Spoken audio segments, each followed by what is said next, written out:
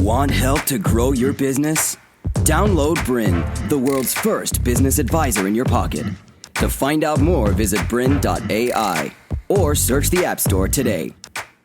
Hi, I'm Beaumont and welcome to Secrets Exposed. This is the show that takes you up close and personal with world-leading business experts. And our topic for this interview is how to save your business from going broke. That coming up in just a moment.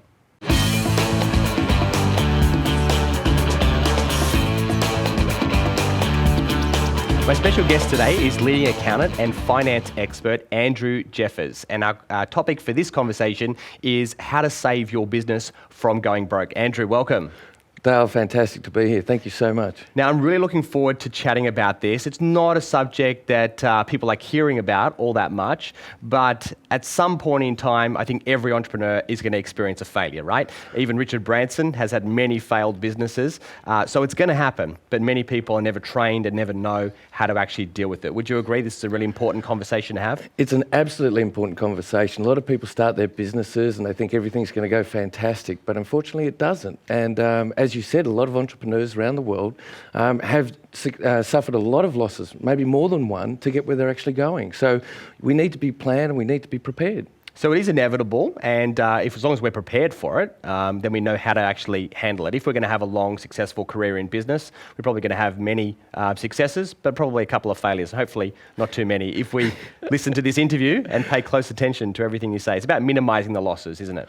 Absolutely, and it's about preparing for them and just expecting that they're going to happen, and then look at the signs, and then look how you can actually get yourself out of it for round two. Because you would say that in many cases, business failures were actually avoidable. Would you say you've seen hundreds of companies over the years, and there are some that are obviously destined to fail, but there is many that could be saved if they just acted faster. Is that correct? Look, that's absolutely correct, and it's also about having the education so that they know when the signs are on the wall to either retreat for the time being, pack up, and then come back even harder.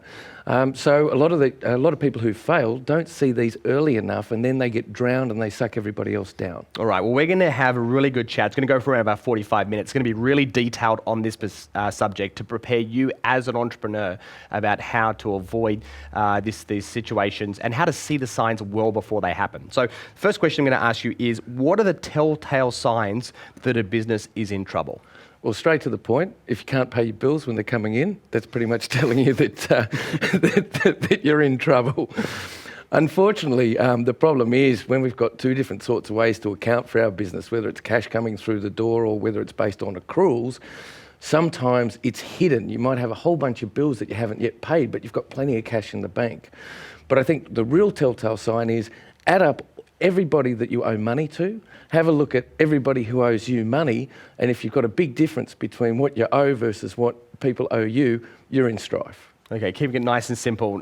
But tell us about the difference just quickly between cash and accruals, especially some people that are watching this that are getting started in business, that are new entrepreneurs. Which way should they be going? What's the difference? Well, look, I always use this analogy that your local greengrocer knows on a Friday afternoon whether they're going to the club or the restaurant for dinner. Because he gets up in the morning, or he or she gets up in the morning, has a wad of cash, goes and buys all the fresh fruit and veggies, sells it all during the day for cash, and whatever's left over in the hand or the pocket at the end of the day is for keeps. So it's a really easy ability to understand how your business. Now, when we get a little bit more complicated, then all of a sudden people are giving you bills and giving you 30 days worth of credit, and you've got the telephone, and you've got the rent, and you've got the electricity. And then at the end of the day, you've got this money in your pocket, maybe say, call it $1,000. You might forget that 700 of that is owed to other people that have yet to give you an invoice. And so it gets really complicated on trying to work out, hang on, out of the money I've got left in my bank account, do I still owe people money? Don't I still owe people money? So a good understanding of business to start with when you're starting out would be just try and keep it on the cash basis. Try and pay people cash. Then as a business gets more complicated, you're going to use different forms of accounting. But pretty much the old school methodology, cash in, cash out, whatever's left over is what you got. All right, so let's start with that, and then obviously we add complexity over time. So why do so many businesses go broke? Look, I think everybody has a million ideas, and there's probably a lot of those ideas which are great and a lot of those ideas which are great, but exactly not now. They won't actually work now. And the problem that entrepreneurs have is that they're great at coming up with ideas, they're great at starting fires, but they're not necessarily good at cleaning up the fireplace afterwards. And so it also comes down to choosing the right method to work out what your profit is on each product. So I might sell this bottle of water for $10 and not realising that the price has gone up from my supplier and actually cost me $10.50.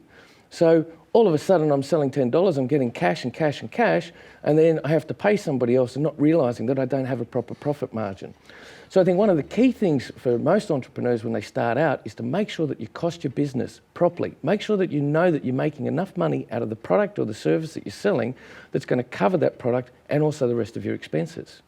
All right, great. Any other reasons why businesses go broke? Well, the other thing too is that sometimes people get too attached to their business. There's a lot of emotion involved when you're starting up a business. It's your personal idea. You've borrowed money from your parents maybe, or from your brother or sister or grandparents, or got an inheritance. You've got a redundancy. You want to break out of being in that 9 to 5 sort of stuff. You've got a great idea that all your mates at the barbecue says was fantastic. So you thought, okay, off I go. And then you go and get into the business without really thinking about or planning the future of where it's going. And because you're so emotionally attached to it, you don't want to let it go. It's like having that baby, right? So what you do is you're blindsided to the signs that are there to say maybe you shouldn't be doing it. So the best advice that you can have is go and talk to some advisors, go and get some education, and to map out your business, and also to treat it like a business that's not involved with you. So you try and break that emotion, because sometimes it's better just to let a business die and then start again and move forward. All right. Now, for when it comes to businesses that fail, obviously we've got startups, and a lot of the time that's because they've basically created a product or service that no one actually wanted. Yes. And there's a whole series of stuff that we could talk about doing customer testing and doing the minimal viable product and all that stuff. So we're going to move past all of that conversation, and we're going to assume that someone has been in business for 3 years, 5 years, 10 years. It's a good business, but they've got into trouble, and now we're going to talk about what to do. So what are the factors? And you've seen hundreds of companies where you start to see a business going off track. What are those telltale signs? Those things that you see to go, oh, this business is in trouble. How do you look for those signs? Okay, so a lot of the businesses, well, actually 99% of the businesses that I see have gone off the rails. Is it because they don't have solid financial information? How can you make a decision about your business, about putting more resources in, about getting more customers, or about getting more staff, if you don't have a solid understanding of where you are at the moment? And what happens a lot in some businesses is that success sometimes is our greatest ally, but also our worst enemy. Because success covers up a lot of inefficiencies that you have in your business.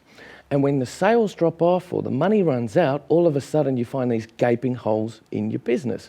So if you don't have good financial information, now when I say good financial information, you need to know what you're selling is profitable, that you're making some money out of it. You need to know that you've got a clean profit and loss, so that you can have a look on a monthly basis, am I making money? But that's only part of it, Dale. The other part is you can have a business that's totally profitable but has got no cash. So a business that... Now explain what you mean by that, because the people watching this are going, what does that actually mean? It's crazy. So what happens is, if, let's say we're selling these televisions, okay? We get a massive order, $100,000. We think that's great. We're going to make... let's call it $60,000 in cost, we're going to make $40,000 out of it. But the problem is you have to go and get the $60,000 to buy the stock in the first place. Now, what happens if the next month you grow again, and then the next month you grow again? You have to keep feeding this furnace. Imagine it's like a fire. The fire gets bigger and bigger and bigger, and it's bigger than that first small fire, but you have to keep feeding it fuel. Now, so you can have a profitable business, but then all of a sudden people owe you money, you owe other people money, and the other people who owe you money start taking court action against you. And the guys who owe you money might go bankrupt themselves. Or they might say, no, you're going to have to wait a few more months. So it's quite normal to have a profitable business, and it can go pear-shaped. That's one of the reasons. The other reason is sometimes business just doesn't adapt to change. Look at Kodak. Business was in, over 100 years. One of the most profitable, one of the largest companies in the world, couldn't adapt to change. So those are a couple of the main reasons that I've seen. One is they don't know what their financial information is telling them.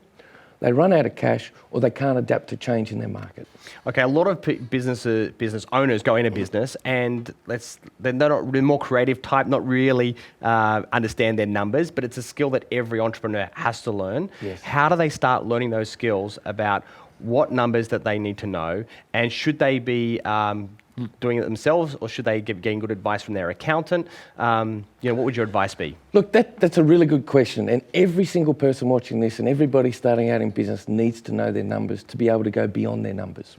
So you need to know what you're selling you're going to make some money on. Now, I can give you examples of, doesn't matter what the business is, let's call it a restaurant. So you sit down, you say how many tables you've got. So they might have 50 tables, and in the restaurant trade, they call it tables, the number of people sitting down. So if they do two sittings, it'll be 100 tables. So what the restaurateur should sit down and say, right, how many tables at what dollar value do I need to bring in on a daily basis to cover my food costs, to cover my rent, to cover all of those sort of numbers in order for me to make money? They don't have to wait till the end of the month to get information from the accountant. They don't have to wait till the end of the quarter. They have to know on a daily basis that they need to turn over 100 tables and they need to be bringing $50 in per table for them to make money. It's as simple as that. Plumbers, exactly the same. I have to see this many clients. I have to turn over this much money per client per day to make money.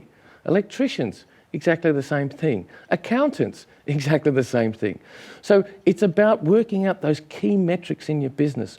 Now, your second question, where do they go for that? Well, to be honest, you have to learn that yourself. I'm glad you're saying that, because you're an accountant and you're not saying, oh, just get your accountant to look Not after at all. it. Not You're at saying you've got to learn this stuff. You have to take responsibility for your financial health and financial welfare yourself. Find yourself a good accountant, interview them. You interview your staff, don't you? How many people interview their accountant?